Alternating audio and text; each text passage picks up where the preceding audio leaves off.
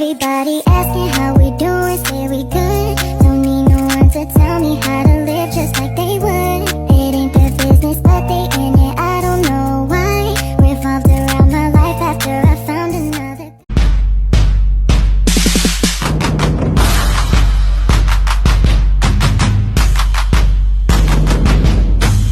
Morning, class. Good morning, Teacher Cherry. So, remain standing for our short prayer. So, Mr. Vicente, please lead the prayer. Dear classmates, in the name of the Father, and the Son, and the Holy Spirit, amen. Our Father who art in heaven, hallowed be thy name, come thy will be done on earth as it is in heaven. Give us this day our daily bread, and forgive us our trespasses, as we forgive those who trespass against us. And lead us not into temptation, but deliver us from evil. Amen. So, please sit down, class. So, I'm prepared here a short activity to all of you. So, this two will be the group 1 and this two will be the group 2. So, the activity is guess the pictures and meron ditong words and you will going to complete it. So, are you ready, class? Yes, Ma! I press. Later. Yay, my friends! So, as I count off 3, so you will going to start. 1, 2, 3, start. Okay, class, are you done? Yes! So, may I call the group 2? What is the answer for number 1? So number 1 is wine glass, number 2, champagne flute, number 3, highball glass. Okay, very good. How about the group 1? So, number 1 is wine glass, champagne flute, and highball glass. Okay, very good. Please give a round of applause. So, how's the activity, class? Great! It's nice, teacher. Amazing! Very good. So, from the given activity, what do you think our discussion for this activity? Anyone? Okay, Mr. Vicente. The different kinds of glass. Okay, very good. So, for this afternoon, our discussion is about different types of glassware and stemware.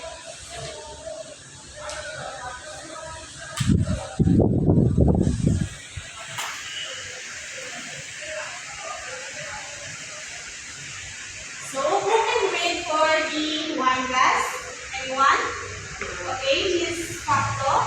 So, wine glass, they allow not only to taste the wine, but also to observe its detail and notice its power. So, actually, they have two types of wine glass, which is the red wine glass and white wine glass. So, when you feel wine glass naman, syempre alam nyo na kung anong pumapasok sa isip nyo, di ba? So, it is used to serve wine. So, are you familiar with wine glass? Yes! So, these are the example of wine glass. So, how about for number 2? Who wants to read? Anyone? Okay, Miss Vicente. So, champagne flutes are tall and narrow glasses designed to maintain the carbonation in champagne and showcase the bubbles. Okay, very good. Let's take a sip. So, the champagne flute. So, these glasses are used to serve sparkling wines, beer or fruit beers, and Belgian lambics and vinces. So, these are the examples of champagne flutes rather. So, for number 3, you have the martini glass.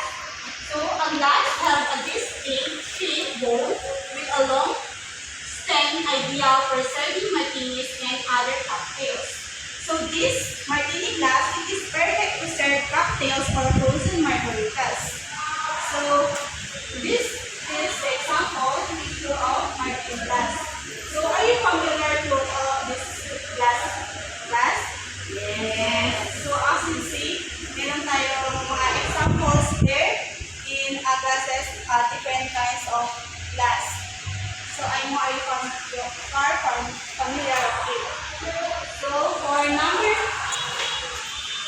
So for our next type of glass, so we have the highball glass. So anyone who wants to read? Okay, Miss Santos, can you please read the highball glass? Highball glass are tall and narrow, perfect for serving cocktails with a high proportion of non-alcoholic mixture and are poured over ice. So the highball glass, it is also used for serving cocktails and other mixed drinks. So these are the highball glass. Sample of highball glass. So for our next, we have also, if we have the highball glass, we have also the lowball glass. So the lowball glass, old-fashioned glass or rock glass are also named for short tumbler with a solid base which holds around 6 to 8 ounces of liquid. So this is an old-fashioned glass or rock glass used for serving a meat or liquor. So these are the highball glass, lowball glass rather. So next we have the cocktail glass, also known as martini glass. This glass has a wide, green, and a cone-shaped bowl, perfect for serving cocktails without ice. So the cocktail glass, it is used to serve cocktails without ice or up. These are the sample of cocktail glass. So next we have the margarita glass. The double bowl is a fun and distinctive shape that works particularly well frozen margaritas. So this glass, it is used primarily for serving margaritas. As you see, these are the examples of margarita glass. So next we have the goblet, are versatile and can be used for various beverages including water, juice, and mixed drinks. So it can be used for various beverages including water, juice, or mixed drinks. So these are the samples of goblets. So that's all for my discussion. So anyone, do you have any questions? It is understandable? Yes. Okay, very good. So, since you don't have any questions, please prepare one portrait of paper.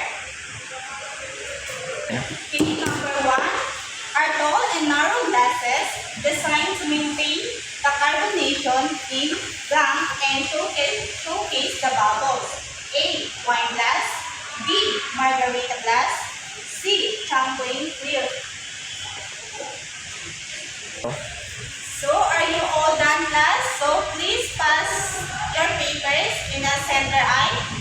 1, 2, 3. Okay, thank you very much. So, for your assignment, you will going to choose at least 2 types of glass from a discussion that we discussed a while ago and draw it on a long bond paper to be submitted next meeting. Is that understood? Yes, ma'am. Do you have any questions or